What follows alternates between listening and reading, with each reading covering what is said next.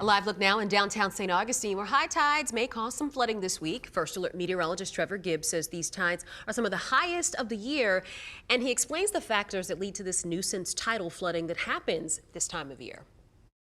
It's that time of the year. We're talking about coastal flooding with a coastal flood advisory in effect up and down our coastline this evening, all the way from St. Augustine up to Brunswick, so our entire coast of northeast Florida and southeast Georgia for higher than usual tides. We call it the king tides. You may have heard of that before. It's the highest tides of the year, typically happening September through October, late summer, early fall on our coastline.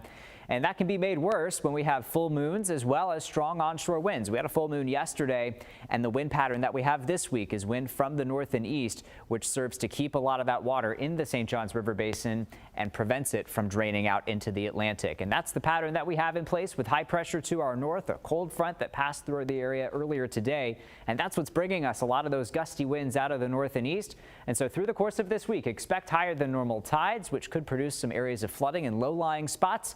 Make sure you never drive through a flooded roadway. I'm First Alert meteorologist Trevor Gibbs. And I'm here with Jacksonville's Chief Mike Burrish. And this local flooding is not isolated to the coast. No, it's not just the coast, Tanika. It's the intracoastal, the St. Johns River, and its tributaries as well. It occurs every fall when we get to the king tide season, which is September, and even more so October and into November.